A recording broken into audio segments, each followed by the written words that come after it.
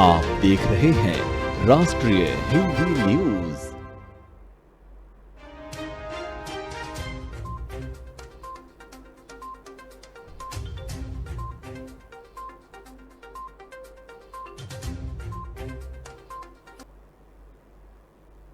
नमस्कार, बहुत बहुत स्वागत है आपका राष्ट्रीय हिंदी न्यूज में और इस वक्त मैं हूं आपके साथ वर्षा शर्मा। रुक करेंगे आज की कुछ बड़ी खबरों का।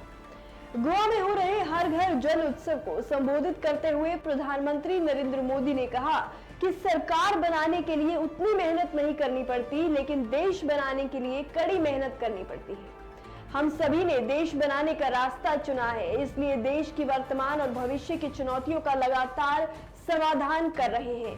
प्रधानमंत्री नरेंद्र मोदी ने कहा कि आज देश के 10 करोड़ ग्रामीण परिवार पाइप से स्वच्छ पानी की सुविधा से जुड़ रहे हैं। ये हर जल पहुंचाने की सरकार के अभियान की एक बड़ी सफलता है। ये सबका प्रयास का एक बेहतरीन उदाहरण भी है। देश ने और विशेषकर गोवा ने आज एक उपलब्धि हासिल की है। आज गोवा देश का पहला राज्य बना है जिसे हर घर जल सर्टिफाई किया गया है। दादरा नगर हवेली और दमन और दीव भी हर घर जल सर्टिफाइड केंद्र शासित राज्य बन गए हैं।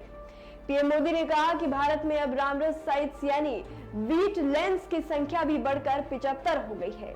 यानी कि जो वेटलैंड्स की संख्या है वो 75 हो चुकी है। इनमें से भी 50 साइट पिछले 8 वर्षों में ही जुड़ी गई हैं। यानी वाटर सिक्योरिटी के लिए भारत चौतरफा प्रयास कर रहा है और इसके हर दिशा में नतीजे भी मिल रहे हैं। केवल 3 साल के भीतर जल जीवन मिशन के तहत 7 करोड़ ग्रामीण परिवारों को पाइप के पानी की सुविधा से जोड़ा गया है। ये कोई सामान्य उपलब्धि नहीं है। आजादी के 7 दशकों में देश के सिर्फ 3 करोड़ ग्रामीण परिवारों के पास ही पाइप से पानी की सुविधा उपलब्ध थी।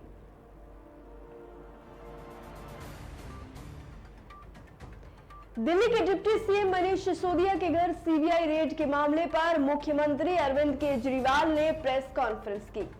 इस दौरान उन्होंने कहा कि पिछले 8 वर्ष में ये सब देखने को बहुत मिला है कि जांच एजेंसियां 99% इनका पालन करती है।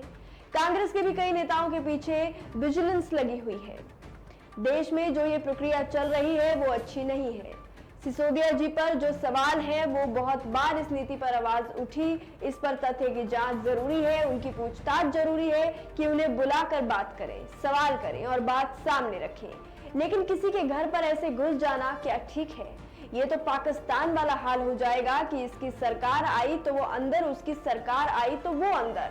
वहीं केजरीवाल ने कहा कि अमेरिका दुनिया का सबसे शक्तिशाली अमीर देश है। वहां के सबसे बड़े अखबार ने दिल्ली सरकार की तारीफ की।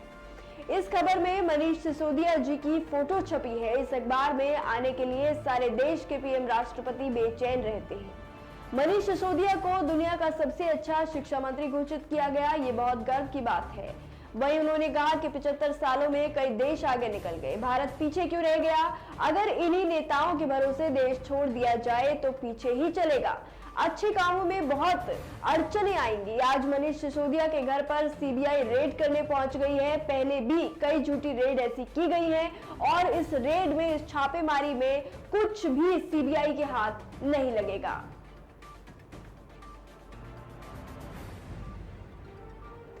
आज पेटीएम के कर्ता धर्ता विजय शेखर शर्मा के भाग्य का भी फैसला होने वाला है। आज शुक्रवार को इस फिनटेक कंपनी के शेयर होल्डर्स कई चीजों को लेकर मतदान करने वाले हैं। इन्हीं मुद्दों में से एक मुद्दा विजय शेखर शर्मा के चीफ एग्जीक्यूटिव ऑफिसर पद का भी है। कंपनी के शेयर होल्डर्स आज विजय शेखर शर्मा को सीईओ पद से हटा भी सकते हैं। लाइमेंट की एक रिपोर्ट के मुताबिक पिछले हफ्ते एक प्रॉक्सी एडवाइजरी फर्म ने पेमेंट प्रोवाइडर कंपनी के नुकसान यानी कि जो लॉस हुआ है उसको प्रॉफिट में नहीं ले पाने के चलते सीईओ शर्मा को पद से हटाने की सलाह दी थी। भारत में टेक स्टार्टअप्स का चेहरा बने पेटीएम ने आईपीओ के बाद से निवेशकों को लगभग 60% का नुकसान दिया है। इसका आईपीओ तब देश का सबसे बड़ा आईपीओ था। निवेशकों ने भरोसा किया मगर कंपनी इस पर खरी नहीं उतर पाई। पिछले महीने एक इंटरव्यू में 44 वर्षीय विजय शेखर शर्मा ने कहा था कि पेटीएम भारत की पहली इंटरनेट कंपनी बनेगी जिसका सालाना रेवेन्यू $1 बिलियन होगा। उन्होंने कहा था कि कंपनी जल्दी ही मुनाफे की तरफ बढ़ने लगेगी। लेकिन जो फिलहाल की स्थिति पेटीएम के साथ बनी हुई है वो काफी नाजुक है और ऐसे में क्या सीईओ विजय शेखर शर्मा अपना पद बरकरार रख पाएंगे या फिर कमेटी टीम उन्हें उनके पद से हटा देगी।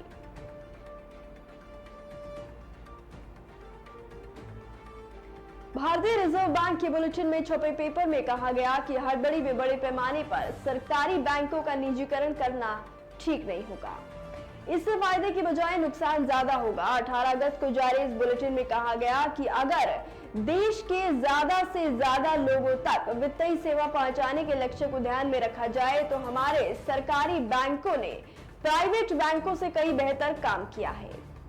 मनी कंट्रोल की एक रिपोर्ट के अनुसार बुलेटिन में छपे एक पेपर में सरकारी बैंकों के निजीकरण के फायदे और नुकसानों का विश्लेषण किया गया।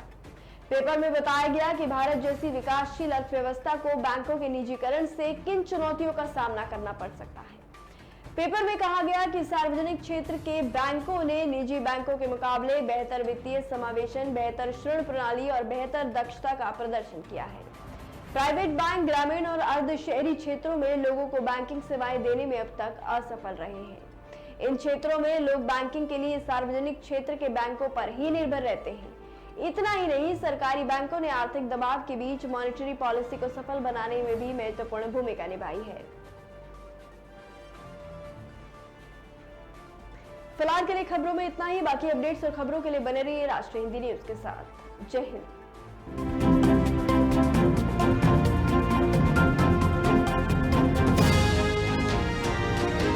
आप देख रहे हैं राष्ट्रीय हिंदी न्यूज।